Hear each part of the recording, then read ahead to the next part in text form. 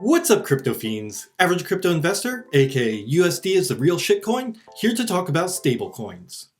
If you are anything like myself, the idea of stablecoins is relatively straightforward, but it can be confusing why there are so many different types of stablecoins. It also can be confusing why they seem to fluctuate up and down depending on how the market is performing. Well, today we are going to be explaining what a stablecoin is, how different projects try to maintain their peg, and the risks associated within. As always, nothing said in this video is financial advice, and you should always do your own research before investing into any project.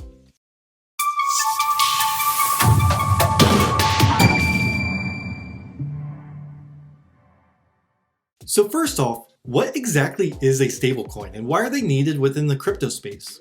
A stablecoin is a cryptocurrency that is pegged to an underlying fiat currency. The leading stablecoins are pegged to the dollar, like Tether, BUSD, USDC, Terra USD, DAI, and MIM. This allows you to have a base cryptocurrency that is worth roughly $1 to trade with or to hold as a hedge against other cryptocurrencies' fluctuations.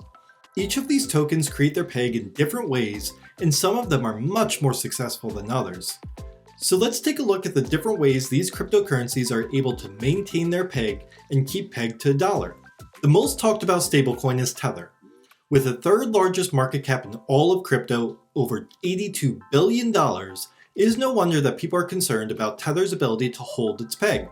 If we look at Tether's chart over the past year, we can see the lowest point didn't break 99 cents and the highest point was just over $1.01.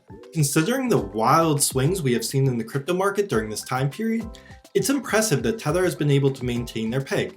But how do they actually accomplish that? Tether offers the ability to view their total Tether in circulation as well as their reserves on their transparency page.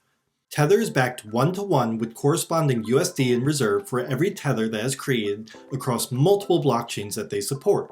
Tether has come under more scrutiny lately because 52.51% of their cash and cash equivalent reserves is held in commercial paper. Given the recent surge that we have seen in inflation globally, as well as rising geopolitical conflict, people are worried that this could result in Tether's reserves not being as strong as they previously thought. I personally still think this is one of the strongest stablecoins, but there are certainly concerns for increased scrutiny. The next largest market cap stablecoin is USDC. Taking a look at USDC's one-year chart, we can see similar swings compared to Tether, nothing breaking 99 cents and just over $1.01. USDC's market cap is lower than Tether, sitting at $51.5 billion. USDC is a brainchild of Circle, but is regulated by Sentry, an organization that includes members from Circle, Coinbase, and Bitmain.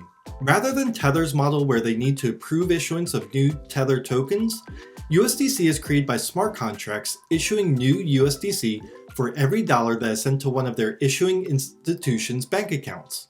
This ensures that there is a corresponding dollar for every single token. Although USDC does not have the same level of transparency when it comes to assets held in reserve for USDC, they do have an attestation report from Grant Thornton LLP that is published monthly, stating that enough assets are held in reserve to cover USDC. One of the biggest victories that USDC has had recently is an announcement that Visa would allow USDC to be used to settle transactions on its payment network. This is a huge win for both USDC and mass adoption of crypto as a whole. There are two stablecoins that take a different approach compared to USDC and Tether.